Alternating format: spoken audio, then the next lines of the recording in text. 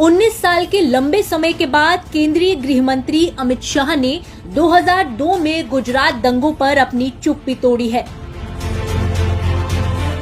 गृह मंत्री ने एक इंटरव्यू में सबके सामने ऐसी सच्चाइयां रखी जिसे आज पूरा देश सुन रहा है। शाह ने कहा कि गुजरात दंगों को लेकर पीएम मोदी और बीजेपी सरकार पर लगे सभी आरोप राजनीति से प्रेरित थे। उन्होंने इसे बीजेपी और पीएम मोदी को बदनाम करने की एक साजिश बताया।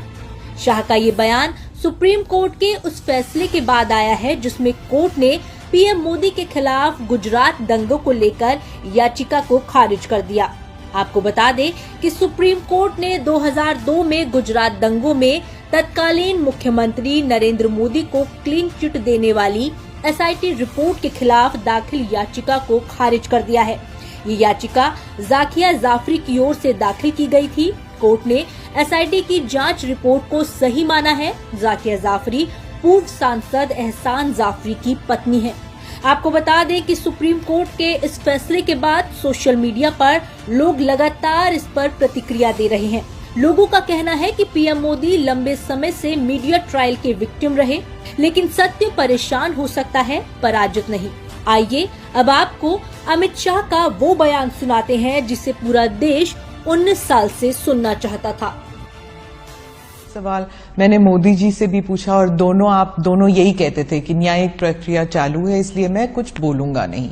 आपने भी यही कहा और मोदी जी ने भी यही कहा।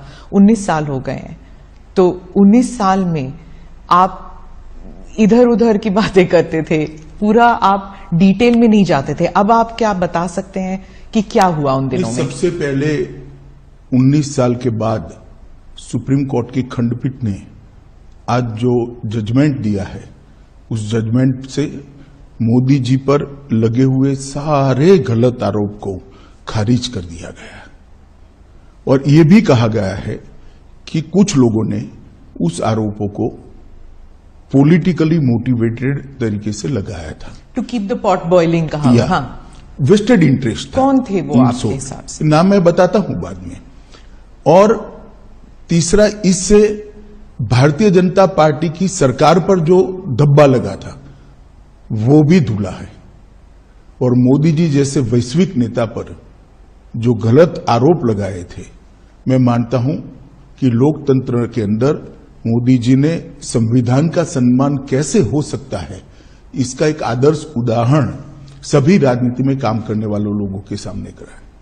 मोदी जी की भी पूछताछ हुई थी, किसी ने धरना प्रदर्शन नहीं करा था। देश भर से कार्यकर्ता आकर मोदी जी के समर्थन में सॉलिडारिटी के लिए खड़े नहीं हुए थे। हम कानून को कोऑपरेट किए थे। मेरी भी अरेस्ट हुई थी, कोई धरना प्रदर्शन नहीं करे थे। और जब सत्य इतनी लंबी लड़ाई के बाद बाहर आता है विजयी होकर, तो सोने से भी ज्यादा उसकी चमक होती है। और मुझे बहुत अच्छा लग रहा है कि आज जिन लोगों ने भी मोदी जी पर आरोप लगाए थे, अगर उनकी अंतरात्मा है तो उन्होंने मोदी जी की और भारतीय जनता पार्टी की क्षमा मांगी।